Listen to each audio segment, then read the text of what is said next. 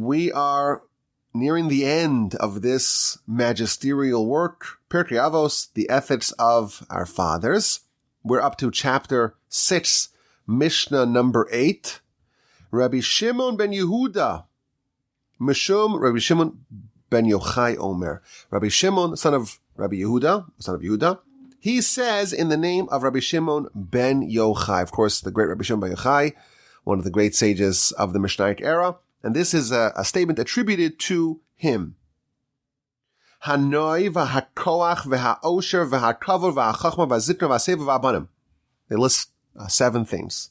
Beauty, strength, wealth, honor, wisdom, old age, sagacity, and children. Na'el tzadikim v'na'a la'olam. They befit, or they benefit, the righteous and the world. So it lists 7 qualities and says that this is good, this is beneficial for the righteous and for the world. And then it lists a bunch of scriptural proofs to prove this point. Shenamar cites the verse, a crown of splendor is ripe age. In the path of righteousness it can be found. That's one verse. And then it lists another verse, V'omer, a second verse, Ateris zikenim b'nei banim, the crown of the aged is grandchildren, and the splendor of children is their fathers. And another verse, Tiferes bachurim kocham, the splendor of young men is their strength, and the glory of old men is sagacity. Okay, another verse, embarrassed will the moon be, and shamed will the sun be, for reign will Hashem, master of legions, on Mount Zion and in Jerusalem, and before his elders shall be honor. Okay, so I brought a few verses to prove this point. And the Mishnah ends, Rabbi Shimon ben Menasya Omer. Rabbi Shimon ben Menasya says, these 7 qualities that were enumerated by the sages for the righteous, they were all realized, they were all actualized in Rabbi Judah the Prince and in his sons. So it lists 7 qualities: beauty, strength, riches, honor, wisdom, and old age, and sagacity, and children. And it tells us that these qualities, they benefit the righteous, but they also benefit the world. So of course we have to figure out what exactly does it mean by these qualities, and what does it mean that it's beneficial for the righteous and for the world, and what exactly are we supposed to do about these insights, and how our sages are telling us that these qualities are beneficial for the righteous and for the world. So the commentaries tell us that these qualities, they can be deployed in different ways. They can be used for good and for bad. And therefore, for the righteous who understand how to properly channel and how to properly assess and deploy these qualities, for them, it's actually beneficial. But for others, they could perhaps use it in harmful, in injurious ways. They could use it for negative uses. And the way the Medrash Shmuel, one of the great commentators on our book, the way he frames this Mishnah is that these 7 qualities, it's beneficial if you want righteousness. Meaning, if you're pursuing righteousness, these things can serve as aids in your pursuit of righteousness, but it could be also used for the world. And the way he defines that is that it could be used for depravity. If you want to be drawn away from God, and instead you want to be drawn to the world, to physicality, to materialism, to pursuit of hedonistic, nihilistic pleasures. You want to be drawn to the futility of a passing, ephemeral, transient world. You want to live a life of vacuousness, of ignorance of the spiritual realm, of the world to come. These things can also aid in that pursuit. Now it's interesting that in this understanding of the Mishnah, the world is synonymous with being distant from God. We think of the world as being kind of this blank slate, this canvas in which people choose righteousness or wickedness. But by this interpretation of the Mishnah, there's two like a binary choice here. There's two divergent options. It's righteousness. It's being connected with the Almighty. It's living life for a higher purpose, or being drawn to the world. And my grandfather of blessed memory, in one of his books, he talks about an experience that he had when he was a young yeshiva student. He was in a yeshiva in Switzerland, in a place called Mantra. It's spelled with like E's and U's and X's, but the X is silent. Montre, I think is how you pronounce it. And it's one of the most beautiful places in the world. And he writes that he had anticipated that when he's going to go see this incredible, stunning, breathtaking beauty of the Almighty's world, that will enhance his relationship with the Almighty. Think about it. You see the mastery of God and this incredible, gorgeous tapestry of a world that he wove for us. That's inspiring. That's awe-inducing. So he was very excited to go there because he thought that experience, that venue, that incredible location would deepen his connection with the Almighty. And then he writes, but the opposite was true. Because being drawn to the world, being drawn to the physical world, by definition, pulls you away from God. We've mentioned this in the past. The Hebrew word for world is olam, which is the same word as he'elem, which means obscurity. The world, the essence of the world, the definition of the world is obscurity. It obscures. What does it obscure? The only thing that actually matters, God. And thus we see the polarity over here in the Mishnah. These 7 things, they're good for one use case, righteousness, and they're also good for another use case, which is defined in the Mishnah as the world, and that is the opposite. That is everything which is not righteousness. These 7 things are a double-edged sword. They can be used for the most beneficial end, for righteousness, or they can be used for other things. They can be misused for the world, for sin, for distancing oneself from God. And number 1 on our list is beauty. Of course, today you got to say beauty is in the eye of the beholder. Everyone is really handsome and beautiful. You just have to appreciate it. There's different tastes. And that's probably true on some level. But when someone's very handsome and very beautiful in an objective way, they have different sorts of tests, and they are faced with different challenges. And the commentaries tell us of one of the greatest heroes of our people, who was very handsome, and that was actually a catalyst for them to become righteous. And that, of course, is Joseph. Remember Joseph, the son of Jacob, beloved by his father. He gives him a special garment.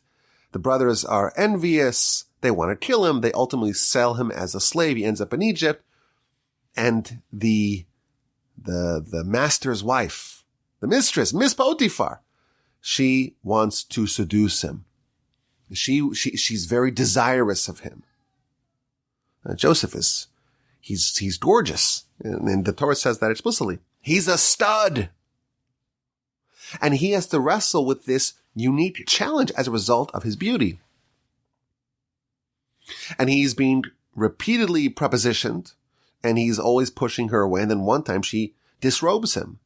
We know the story. And he flees, and he's imprisoned for 10 years.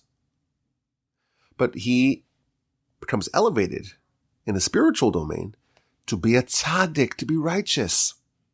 His beauty was used for righteousness. It was a boon for him because he became this transcendental hero, and he's the paradigmatic example of someone who overcame physical, carnal temptation.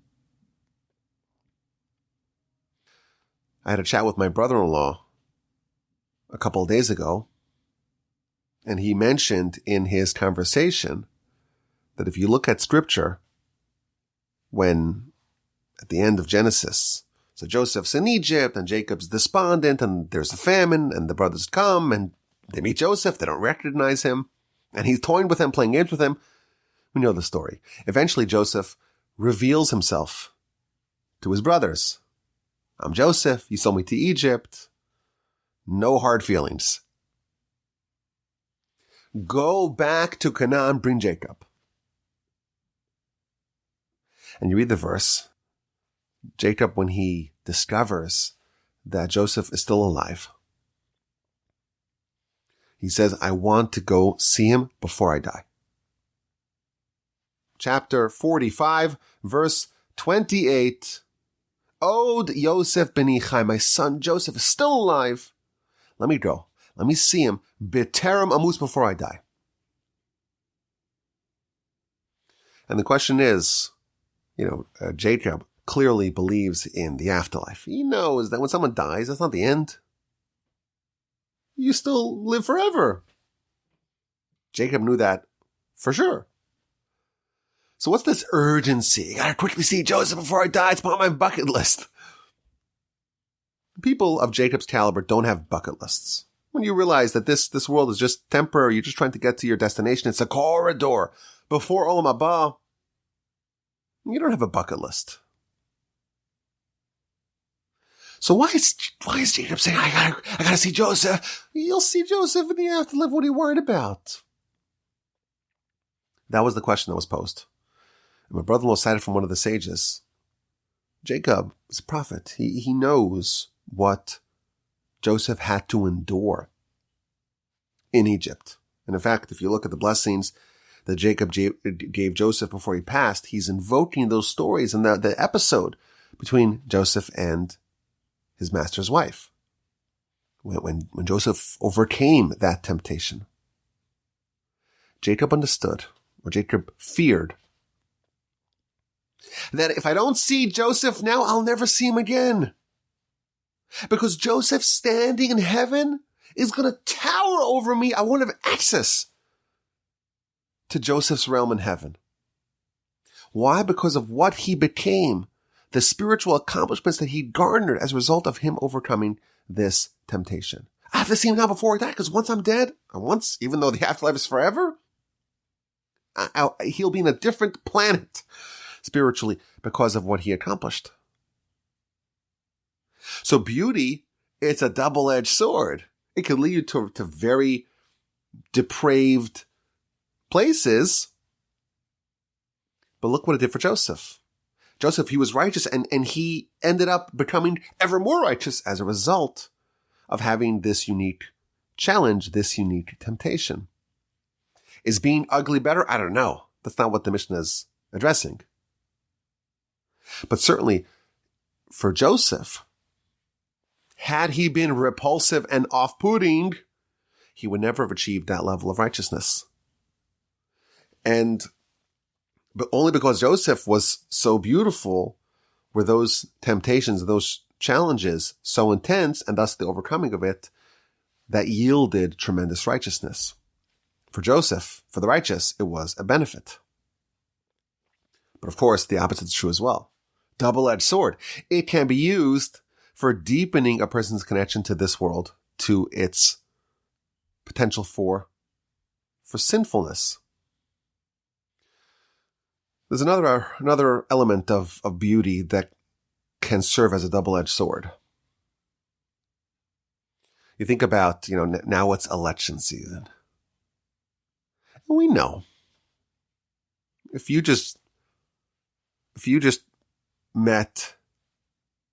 met an alien and you show them pictures of every presidential election, since 200 years ago, and they don't know anything, you say, who won the election? I bet they would get 80% correct. Because how does it work here? This is America. We're a little vain, okay? If someone's very tall and very handsome and very confident, they have our trust. Looks kind of matter. The leader has that look. Someone who has beauty, they have influence.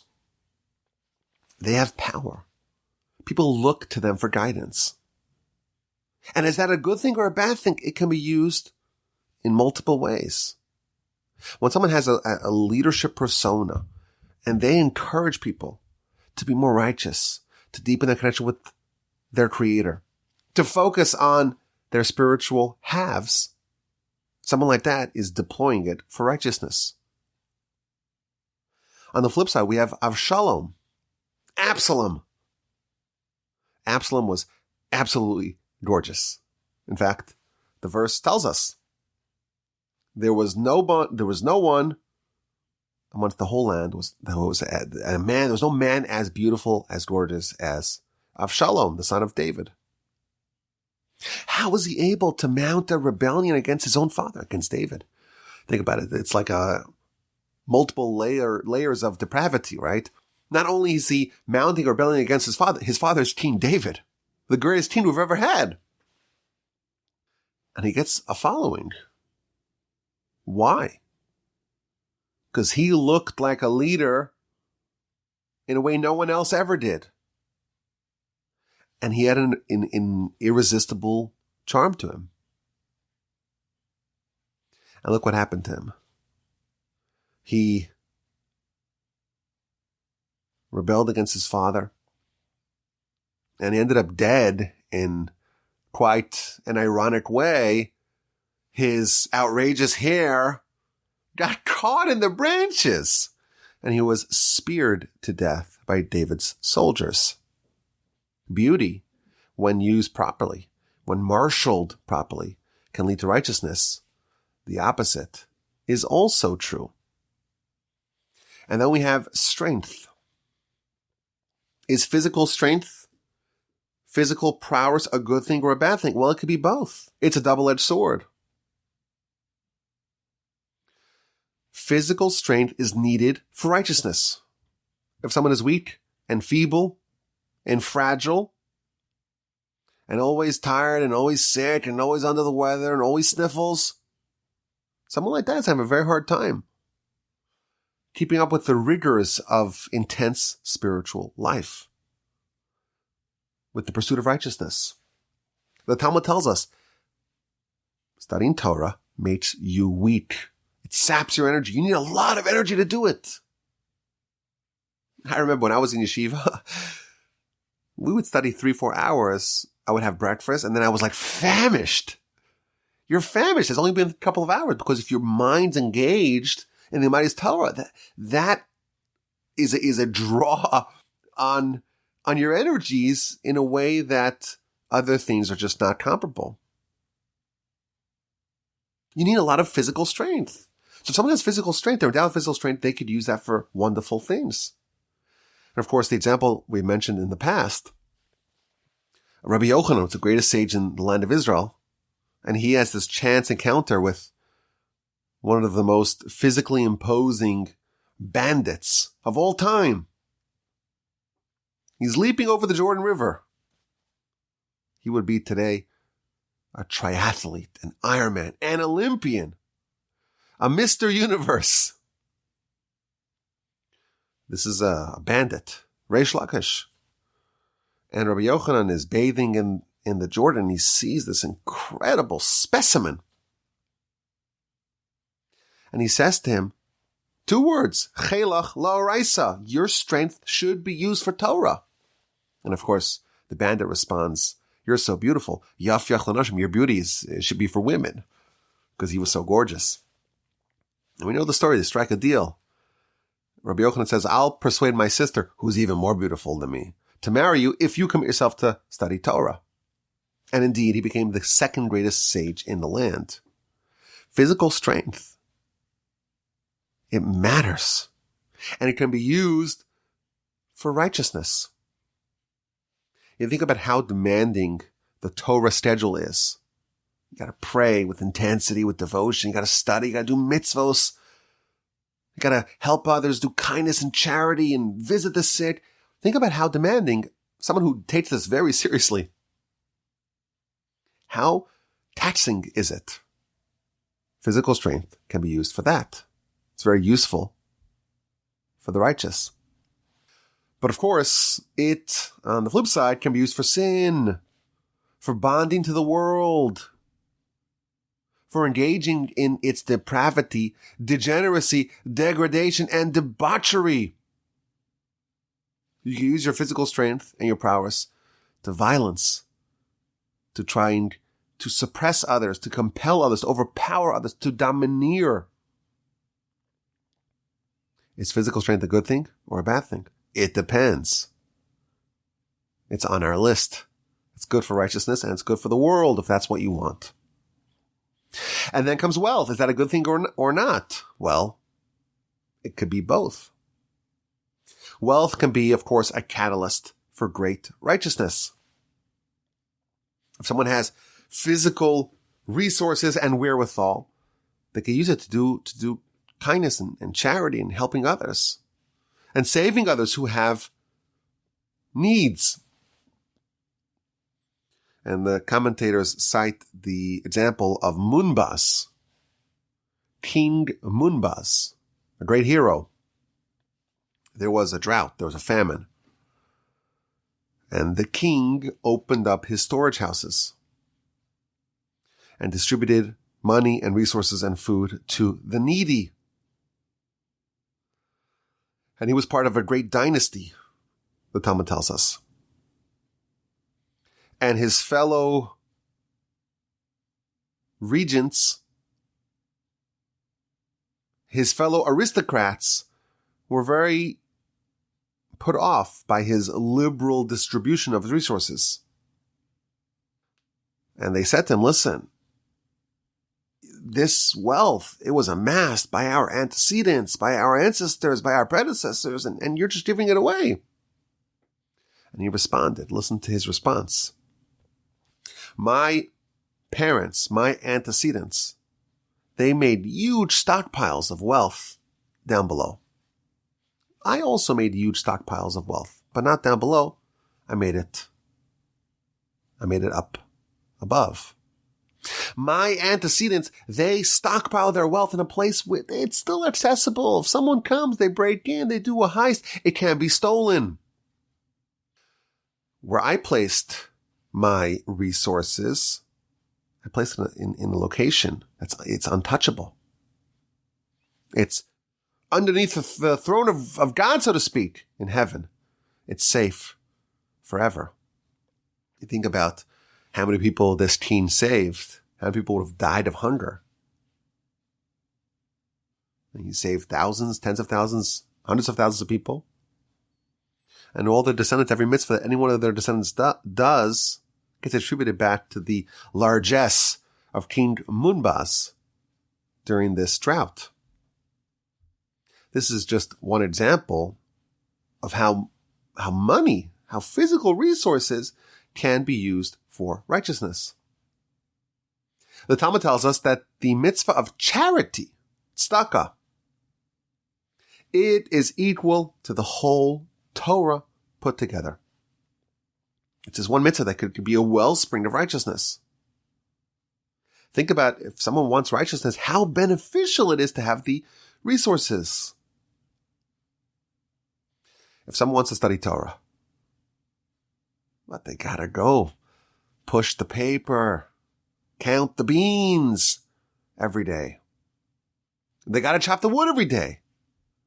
They gotta send those emails and produce those widgets every day. Someone who has the resources, they can study unencumbered. What a gift. What a blessing. The peace of mind that comes with assets. If someone wants to study unencumbered, it's unbelievable. On the flip side, it can be an impetus for a person to deepen the connection with physicality, with the mundane. Someone could choose a life of hedonism, only trying to party and engage in delicacies and vacations and pleasures and yachts and all sorts of debased, physical, carnal behavior, they can become a degenerate. If you want to live a life of physicality, of nihilism, well, having the resources will help you in that pursuit as well. I always think it's a good thought experiment to think about, when they have those big jackpots, the lotteries, when on the signs on the highway, they only have 3 digits. So when it's like over $1 billion, it's just 999, right? Like, wow, so much money. And then someone wins, and it's never you. It hasn't been quite yet. It's not you. It's not anyone you know. It's always from someone from California, okay? From California. Or New Hampshire. But it's, I think, a useful exercise to think about, a thought experiment, to think about, like, what would you do if you won the lottery? Are you going to choose the path of righteousness or the path of degeneracy? Because you think about, I'm going to buy this Ferrari, Lamborghini, I'm going to buy myself islands, I'm going to party in a yacht. That's a very natural impulse. And that's what the Mishnah is informing us. Like, great wealth can be used for incredible things in the realm of righteousness, and it could be used for degeneracy as well. And the commentaries cite the statement in Mesilas Yesharim in Path of the Righteous, where he talks about how the dogged pursuit of financial wealth can be a life sentence, his words. It could be bondage forever. Why? Because the verse says, if you love money, you'll never be satiated. So someone wants money and they got it. And they hit their benchmark. They hit their target asset value. And they think they'll be happy, but no, because you have 100, now you want 200, you have 200, now you want 400, and so on. So this is what they call the rat race. You'll never get out of it. If someone wants the finances for finance's sake, it could be never ending, and it could take over your life, and it could be a waste of a life. But of course, if it's deployed properly, it's a wonderful blessing. So we don't glorify poverty. That's not part of our religious framework. The Talmud does say, in fact, that be very careful from the children of the poor because they may become great Torah scholars. But as an ideal, that's not a Jewish belief. In fact, what does it say about Jacob? Well, the blessings he stole with an assist from his mom, the blessings that were intended for Esav, were all about financial greatness. Tala shamayim, the dew of the heaven, the fat of the earth, lots of wealth. That's a good thing. But it's also a dangerous thing. And that's what the Mishnah is trying to advise us. The glorification of poverty and privation, that's not our religion. We don't believe in that. We believe that it's a blessing when the Almighty showers you with blessing, but it's also a test, and that's what the Mishnah is trying to highlight. Next on our list is kavod, honor, distinction. When someone's distinguished, they're important. They matter. They are influential. People are going to listen to them. When someone's an honored, distinguished person, they have clout. They have the ability to influence and direct the masses. And that, again, is a double-edged sword. They can influence the masses to do what's right, to guide the people to become closer to Hashem. It could be marshaled for the best use in the world, to bring Hashem's subjects closer to their Creator. It could also serve as a means to be humble. Imagine if someone's honorable, distinguished. People defer to him. He's a respected elder statesman. But nevertheless, such a person is humble, doesn't assert superiority over others, doesn't lord over others. That's a way to achieve transcendental greatness. What does it take to be a prophet? What are the criteria for prophecy? What are the prerequisites for prophecy? So the Talmud tells us, you have to be wise, you have to be physically strong, and you have to be rich. Well, you also have to be humble. Wait, what? Why do you have to be physically strong and honorable in other ways? Be wise, be rich, and also be humble. Like, what is the meaning behind this very unique set of prerequisites? And the commentators tell us, the only thing that matters is humility. But if someone's poor and feeble and dense, well, it's not so hard to be humble. But if someone is wealthy and they're strong and they're bright and they're intelligent and they have everything going for them, and nevertheless they're humble, they can use that to achieve prophecy, which is the highest class that a human can be part of. But of course, honor and distinction and influence can be used for the opposite ends, to dominate others, to try to impose upon others, to control others, and to do that for your own sake, not for the sake of heaven. To be haughty, to be able to sin with impunity. Someone who's honorable, they can sin flagrantly, wantonly, and publicly, and no one will reprimand them. In that case, honor will lead him away from God and into the morass and quagmire of the world. It is yet another double-edged sword. The next on our list is wisdom. Is wisdom good or bad? So we would think of it as, well, wisdom. Wisdom's good. And let's assume we're talking about wisdom of Torah, the highest and greatest class of wisdom. So it's obvious why it would be a boon for the righteous. Think about what wisdom does. It's our connection with the Almighty. And it could be used to guide us to living the best life that we can live. And we would deploy our wisdom, if we had it, and insight and intellect for how to improve ourselves and how to find the truth. We could use our faculties to find direction. But of course, wisdom could be used for other ends. Someone could be wise, and they could use that to seek recognition and honor and greatness and grandeur. Earlier on in our book, we learned how Torah can be misused and misappropriated. And we were cautioned and warned, don't make it a hoe to dig with. Don't make it a crown to be glorified with. Don't say, I have my agenda, I have things that I want, and I'm going to use the Torah, use the Almighty's holy Torah to advance my agenda.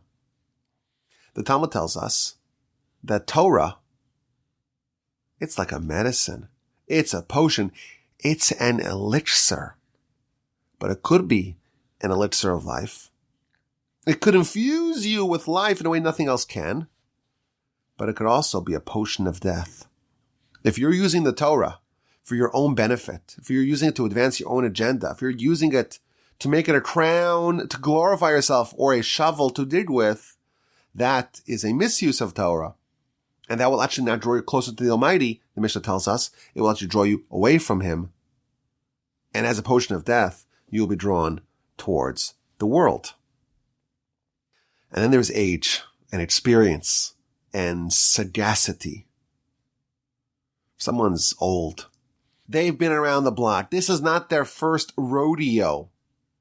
They have experience. They have wisdom. They've seen a thing or two. Is this good or is this bad?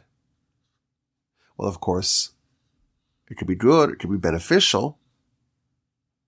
Because what does it mean if someone is old and a veteran, an expert? It means they've been around for a while. They've lived a long life. Is it good to live a long life or not? Well, it really depends on with what you occupy yourself with what you use your time for. Time is golden and time is precious because of the opportunities that time affords. Time avails for a person the ability to do a mitzvah, to do a chesed, to study a word of Torah, to say a prayer. The Mishnah earlier again tells us, one moment in this world outweighs the whole world to come. Once someone passes, their ability to permanently upgrade their soul goes away. And thus on one dimension, on the dimension of doing mitzvahs, of doing righteousness, of upgrading yourself, this world outweighs the whole world to come. And one moment in this world is better than the whole world to come. So age, a long life, that can be a very, very good thing for the righteous. But of course, for the wicked, hate to say it, they're better off having to die young. Because think about it, if someone's wicked, it's a crazy thing to say, but if someone's wicked, then the longer they're here, the more corruption they're introducing to their soul. The more sin they are perhaps committing. And therefore, again, it's a harsh thing to say. But from the perspective of their soul, they're better off not being here. We actually have an example of this in Genesis. Enoch. He lived a short life. It was only 365 years. It was short by Genesis standards. And he was righteous and he walked with God. But he was taken early. That's what the verse tells us. Rashi there comments from the sources that he was righteous. But God foresaw that he was heading towards a path of wickedness. And therefore in his tremendous benevolence and kindness, Enoch, Hanoch, died young. Again, for us, this is like, we cannot make that calculation, even though we can understand the concept. A long life is good for the righteous, and it's very bad for the wicked, because they have a lot more time and a lot more opportunities to sin. And finally, we have the last of our list, and that is sons. Having a nice big family. Is that a good thing? Or is that a bad thing? So the commentaries cite an incredible teaching from the Zohar. While it is true that once someone passes, their ability to influence their eternal standing has ended, well, there's a little bit of a loophole. And that loophole is their children. Once someone passes, they can't do mitzvahs. They don't have a yetzer hara. They don't have the ability. They don't have the tools to do a mitzvah, or a sin for that matter. But the behavior of their children actually influences their standing in heaven.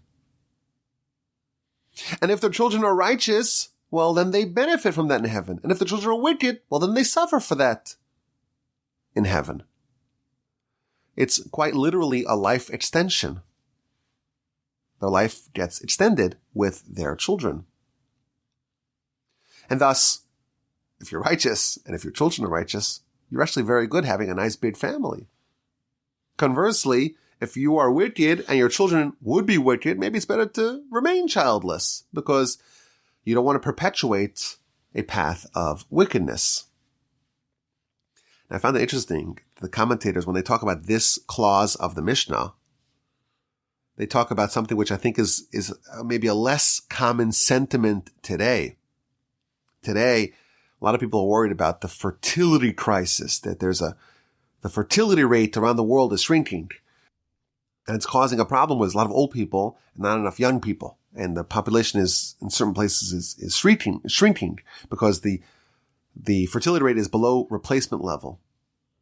People don't want to have as many kids today as they used to, for whatever reason. Maybe it's religious, maybe it's societal, maybe it's cultural, maybe it's financial. Everyone's trying to figure out what the answer to that question is. But the numbers don't lie. People are less likely to have large families, or more people are likely to remain childless, and so on. But in antiquity, people had a lot of pride in having a very large family. No one cites this example, but if you recall in the story of Purim, when Haman is talking to his wife in chapter 5 of the book of Esther, he speaks to his family about his honor and his wealth, virov banav, and his very large family.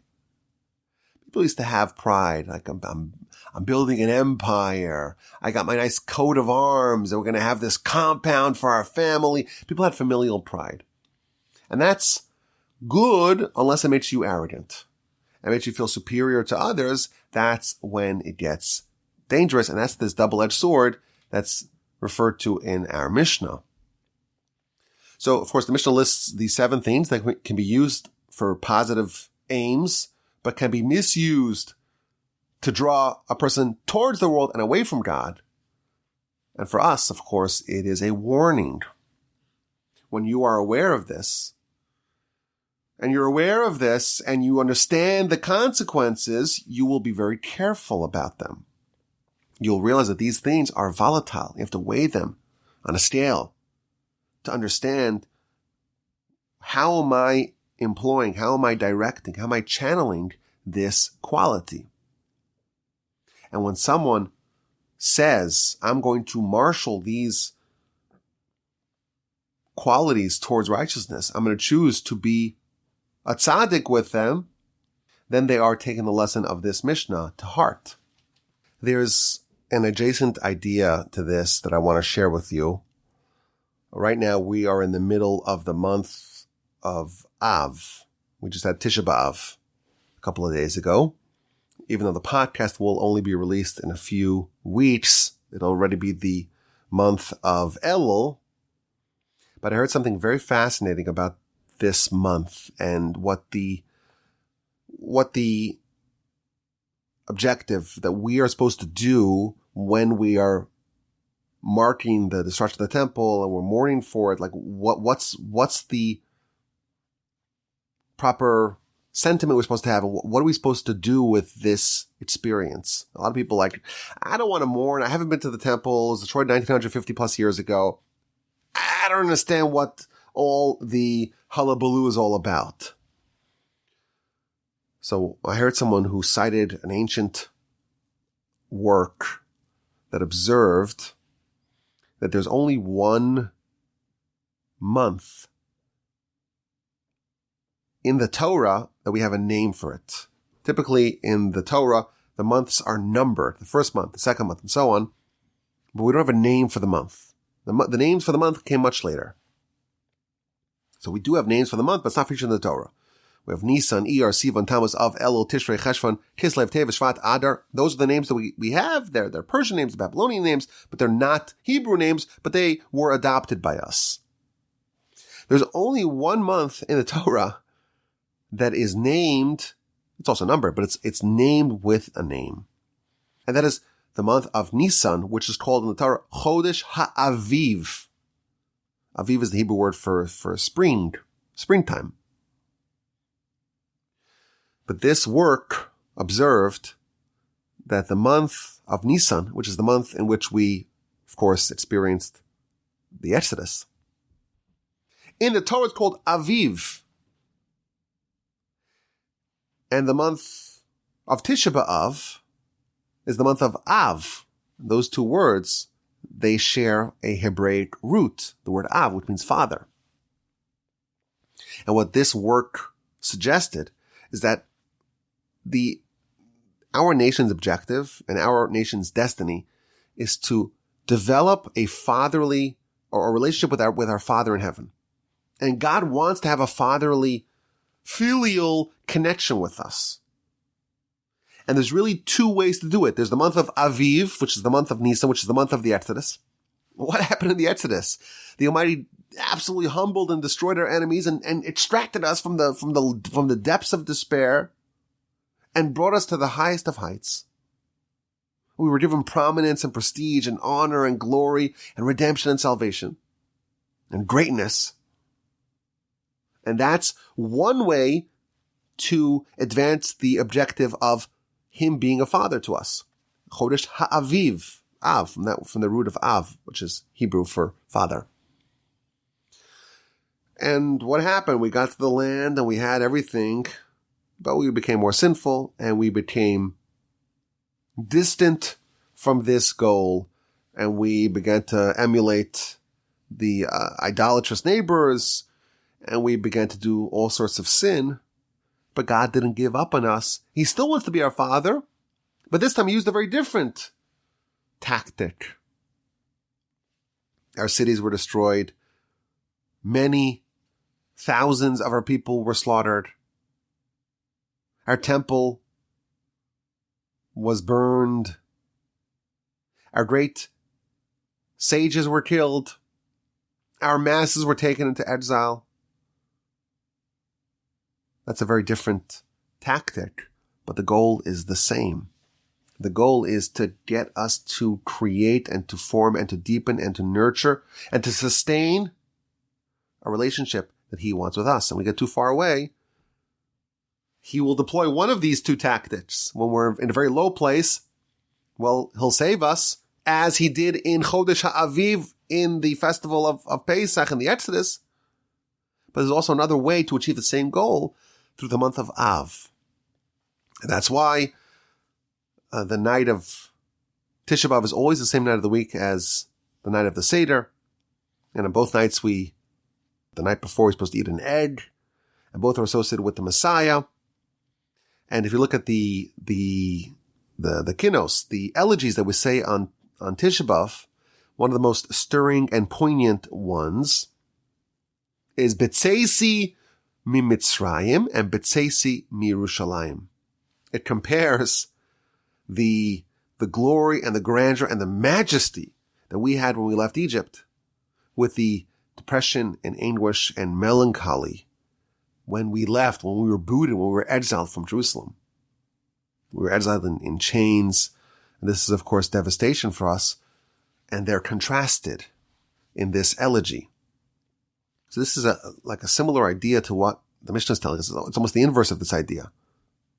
That wealth and honor and prestige and prominence and prosperity and glory, like the Exodus, can cause us to bond with our Creator. Tisha B'Av is a festival of the opposite variety. It's the inverse of that. It's a festival of distance, but that too can hopefully ignite a restoration of that fatherly connection that the Almighty is so desirous of having with us. Now the Mishnah ends with a statement that Rabbi Judah the Prince, of course the architect of the Mishnah, he had all these 7 qualities. Him and his sons, they had all these 7 qualities. And these 7 double-edged swords, beauty and wealth and honor and wisdom and so on, they were all featured in Rabbi Judah the Prince and his sons. And the commentaries go through the Talmud and find examples of Rabbi Judah the Prince having all these 7 qualities. For example, we're told that since the days of Moshe, how many years are there from Moshe to Rabbi Judah the Prince? Rabbi Judah the Prince lives around the year 200 of the Common Era, and Moshe is 1300 before the Common Era. It's 1500 years. We had a lot of heroes in the interim. King David and the prophet Samuel, all the prophets, all the kings, Solomon, Ezra, men of the Great Assembly, all the heroes of the first and second temples. From the days of Moshe until Rabbi Judah the Prince, there was never a person who had quite that same Torah v'Gedula. Torah greatness and Gedula and material and honor of the highest level. Rabbi Judah the Prince was the richest Jew and the greatest sage. And the Talmud tells us that he was the tallest amongst his generation. He had the look. He was tall. He was regal. He had all these qualities, but nevertheless, in each one of them, he was the exemplar of using it for the right cause. One of Rabbi Judah the Prince's names, he has a lot of different names in our literature. One of the names is Rabbi Yehuda Nasi, Rabbi Yehuda the Prince, Rabbi Judah the Prince. He's also called Rebbe, our teacher. The Talmud cites, we have hundreds, thousands of sages. It was just rabbi. Which rabbi? He says a lot of rabbis. Rabbi Akiva, Rabbi Tarfon, Rabbi Yeshua, Rabbi Meir, right? Lots of rabbis. If it's just rabbi, it's Rabbi Judah the Prince. Because he became like the rabbi of the whole nation. But he's also called Rabbeinu HaKadosh. He is called our holy teacher. And the Talmud says, why was he called our holy teacher? And the Talmud tells us, because in his entire life, his hands never went below his waist. He always held his hands up, never went below his waist, ever in his life. Talmud actually gives somewhat of a humorous story that after Marcus Aurelius Antoninus, who was the Roman emperor, who was friendly with Rabbi Judah the Prince, as we know, we've seen that story many times, and he converted. They had they would study together, and they had tunnels that connected their palaces with each other. And after some time, the Roman Caesar actually converted and became a Jew. And he was circumcised as an adult. And he went to Rabbi Judah the Prince to evaluate his circumcision. Did they do a good job? Did they cut well properly?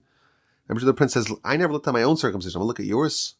No, that's not going to happen. He was so removed from any sort of impropriety. His hands never went below his waist. He was like this exemplar of holiness. And he was the richest Jew in the world. And the Talmud describes how even though, in antiquity it was really hard to find, today they have strawberries the whole year round and cherries the whole year round. It used to be that they were seasonal, right? Because otherwise you have to import it from Spain. How are you going to get it from Spain, right? It's 1,000 miles away. In the times in the house, in the palace, in the courtyard of Rabbi Judah the Prince, there was always snow and chazeros, these exotic fruits and vegetables, the whole year round. He was very wealthy. But the Talmud has a few very interesting pages that describe the death and the funeral and the burial and the eulogies of Rabbi Judah the Prince. And it gives a story that when he was about to pass, he lifted up his 10 fingers to heaven and he declared, I didn't garner any benefit from all my wealth, not even a small finger's amount. He lived an ascetic life, notwithstanding his tremendous wealth.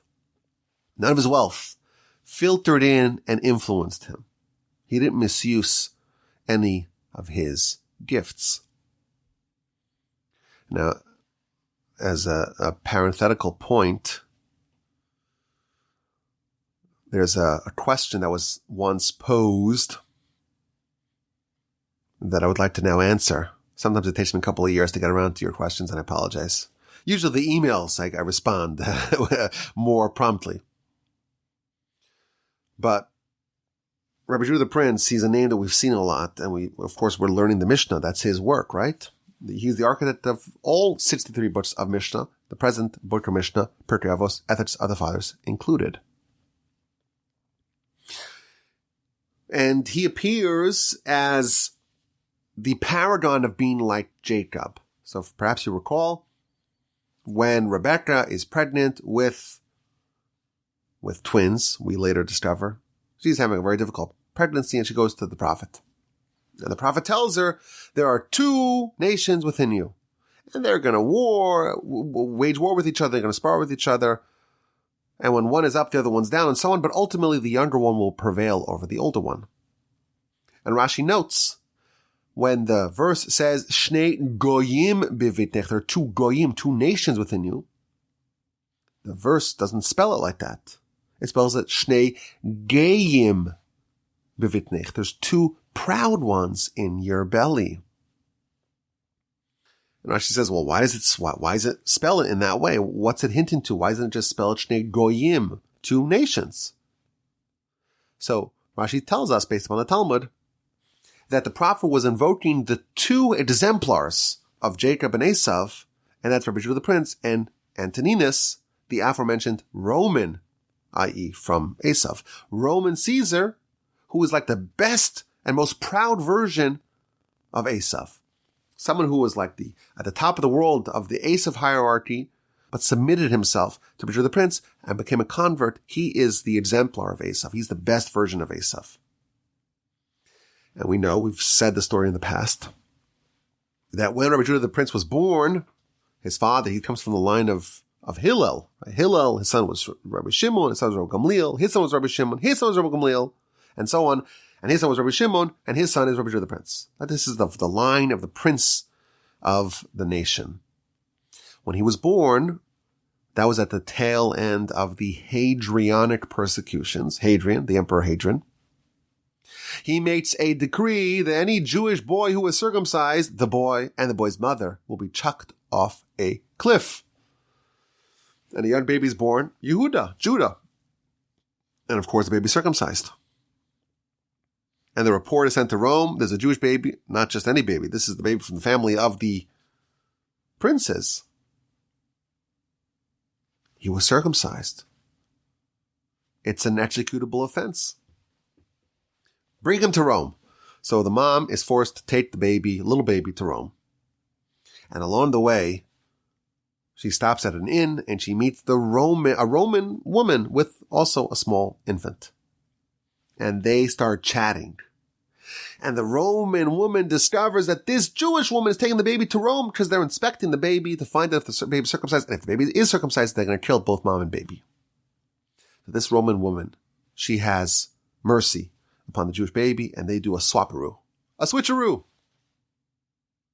And the Jewish baby goes to the Roman mom, and the Roman baby goes to the Jewish mom. And when she arrives in Rome, they pull off the diaper, child's uncircumcised. I'm sorry, ma'am, for the inconvenience, for the misunderstanding. Go back home. And they swap the baby's back. All's well. And the Midrash tells us that Roman baby is none other. He'll grow up to be Antoninus. And the reason why he was inspired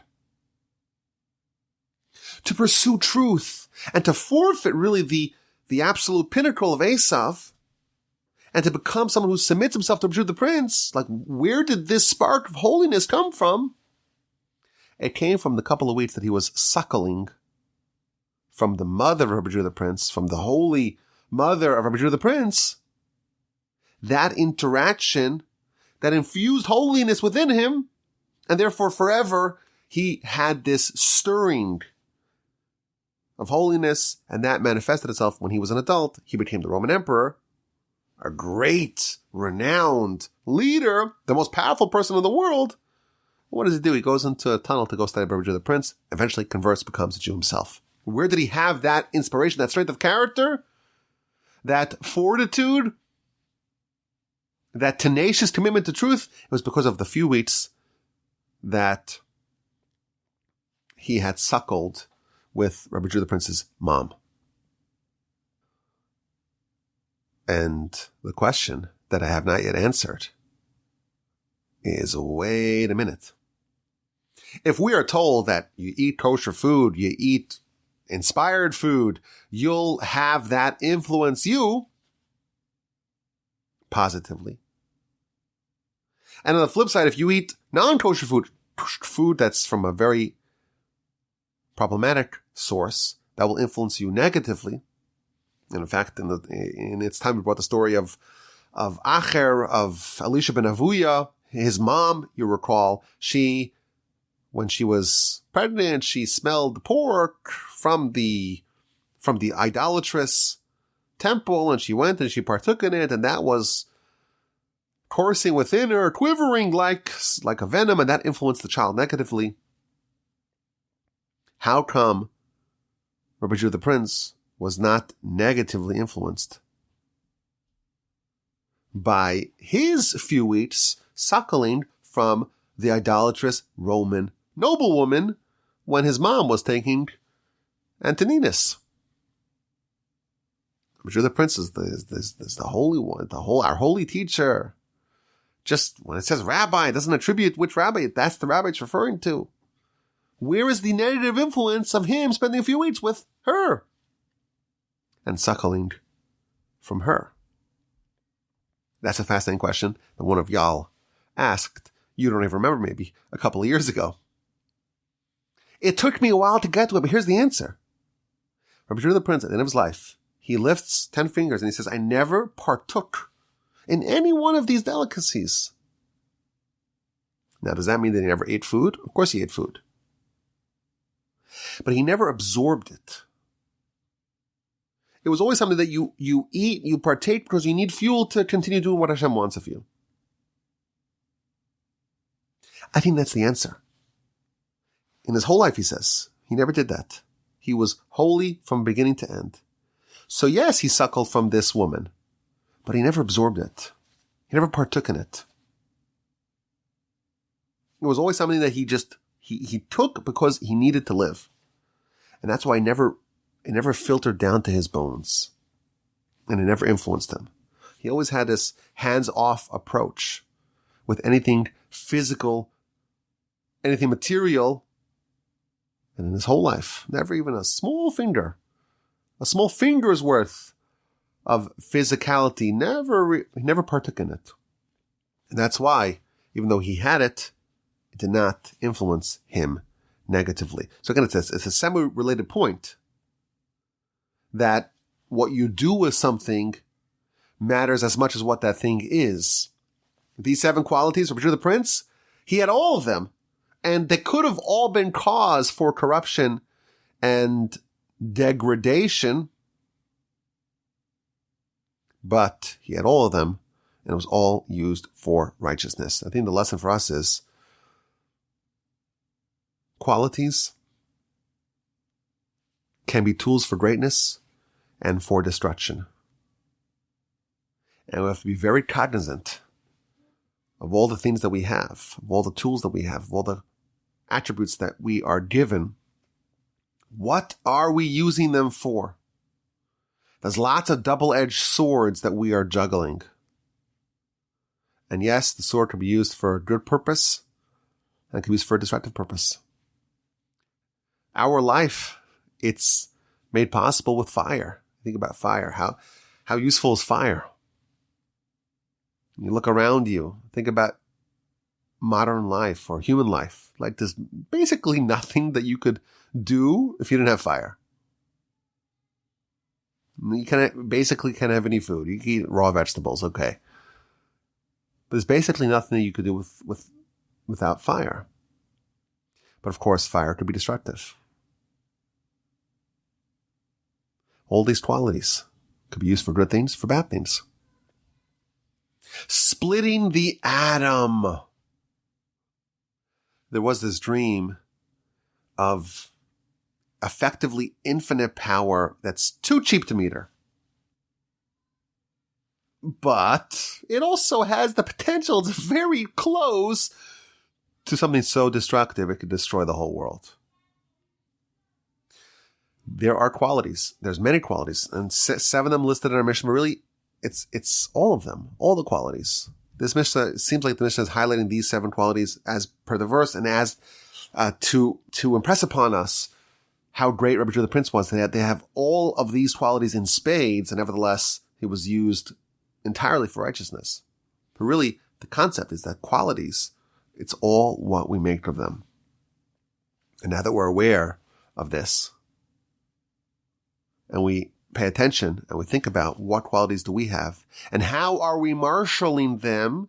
How are we deploying them? Hopefully we could be the kinds of people that use our qualities for good, for righteousness, and not to be drawn away from the Almighty and away from righteousness and toward the world. That would be a very negative use of these qualities, and hopefully we'll use them only for good.